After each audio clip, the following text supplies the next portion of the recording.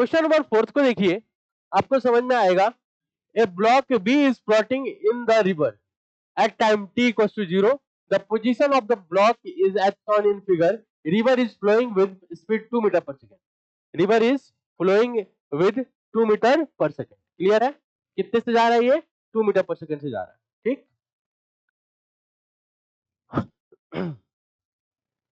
flowing with speed 2 meter per second. A stone is thrown with a velocity v equals to v1 I cap v2 j cap plus 20 k cap meter per second, such that the stone hits the block.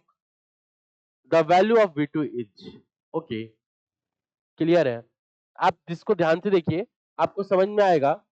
a block b is floating in the river at time t equals to 0. The position of block is as shown in figure. River is flowing with a speed of 2 meter per second. River कितने से जा रहा है? 2 metre पर second. Clear है? यानी कि ये ब्लॉक भी 2 मीटर पर सेकंड से ही जा रहा होगा। हाँ, दे रखा है, यहाँ पे लिखने की जरूरत नहीं है, यहाँ दे रखा है 2 मीटर पर सेकंड। कहता है a stone is thrown with a velocity v equals to v1 I plus v2 j plus 20 k such that the stone hits the block. The value of v2 is, कितना इसकी velocity हो ताकि ये उसको क्या कर जाए? हिट कर जाए। अब मेरी बात को समझना, यहां से फेंकेंगे हम उसको, मान लेते हैं यहां पहुंच जाएगा, ये प्रोजेक्टाइल मोशन होगा। कैसा होगा? Projectile motion. आपको इतना पता चल गया कि जो स्टोन की वेलोसिटी होनी चाहिए, the speed of velocity of v equals to v1 i। v1 कितना हो जाएगा यहाँ पे? v1 कितना हो जाएगा? 2 मीटर पर सेकेंड, 2i। क्यों? क्योंकि इसी डायरेक्शन में फेंकना है, और जब ये चला है उसी टाइम इसको फेंकना है। तो अगर यहाँ पे इसको अप्रोच करानी है, तो इसकी वेलोसिटी, रिवर की वेलोसिटी और इस स्टोन का एक्स कंपोनेंट का जो वेलोसिटी है, ये क्या होना चाहिए? जो कंपोनेंट है वो क्या होना चाहिए? कॉमन होना चाहिए। तभी जाकर के उसको अप्रोच कर पाएगा, उसको हिट कर पाएगा। तो 2i plus of v2j plus of 20k, ये तो दे रखा है। बात समझ में आ रही है? यानी कि k के डायरेक्शन में, k के डायरेक्शन को देखिए, ये x है, ये y है, k किधर हो जाएगा? आप ये समझिए कि ये x है, ये y है और ये z है। अगर हम फेंकेंगे तो स्टोन को फेंका मैंने, यहां पे समझिएगा कि स्टोन को फेंका मैंने, तो z कंपोनेंट वापस से 0 होने जा रहा है। यहां से फेंका तो स्टोन का z कंपोनेंट 0 था उस पॉइंट पे, जब वो वहां जाके हिट करेगा वापस, तो फिर से z कंपोनेंट 0 होने को है। बात समझ में आ रही है?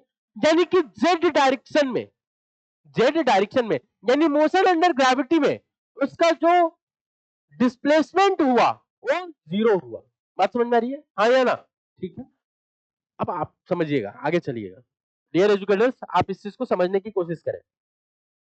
मैंने कहा कि भाई ये यहां से यहां गया, तो z equals to vertical direction का मोशन की बात कर रहे हैं। z equals to initial velocity क्या है z डायरेक्शन में? 20 into t minus half g t square. एक बात तो ये समझ में आ गई। दूसरी बात ये है कि y कंपोनेंट भी देखो, हिट करने के लिए x, y और z तीनों कंपोनेंट क्या होना चाहिए? कॉमन। यानी y कंपोनेंट में v2 है, तो v2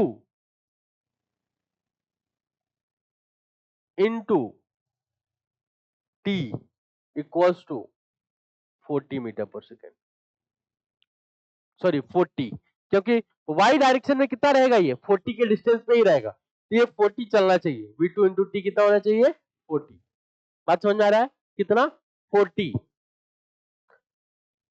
एक इक्वेशन ये है और इक्वेशन ये है। हमें v2 निकालना है कुल मिलाकर के। एक काम करते हैं, हमें t मिल जाए तो काम हो जाएगा क्या? हाँ, हो जाएगा।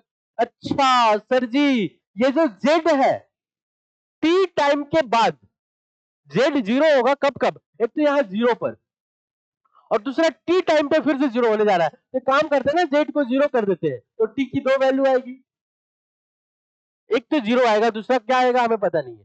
जीरो क्यों आएगा? जब फेंका था स्टोन को उस समय उसका जेड जीरो था, इसलिए जीरो आएगा। बात समझ में आ रही है? तो कितना हो जाएगा 20t minus of 5t square. इसको इधर लेकर के आए तो 5t square minus 20t equals to zero, तो 5t t minus 4 equals to zero. तो t की वैल्यू आई, t की वैल्यू आई जीरो और t की वैल्यू आई 4 सेकेंड। 0 सेकेंड क्यों आया? मतलब जब स्टोन को फेंका गया था, थ्रो किया गया था, उस समय जेड जीरो था, और दूसरा टी इक्वल टू 4 सेकेंड पे जेड जीरो हो जाएगा। उसके बीच में जेड की वैल्यू जीरो नहीं आएगी, आप रख लीजिए टी की वैल्यू जीरो से लेकर के 4 के बीच में, एक रख के देख लो, दो रख के देख लो, तीन रख के देख लो, जेड की वैल्यू जीरो नहीं आएगी। क्लियर है? तो आपको ये समझ में आया कि 0 सेकेंड और 4 सेकेंड। तो एक काम करते हैं, 4 सेकेंड हम यहाँ रख देते हैं, तो V2 मिल जाएगा। यहाँ लिख दूं, put the value of t in equation first second in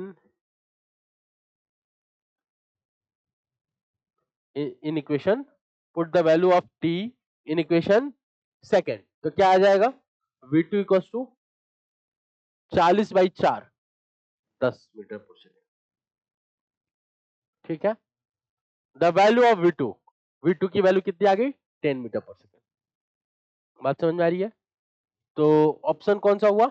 option आया A, option A is the correct answer of this question. Clear है?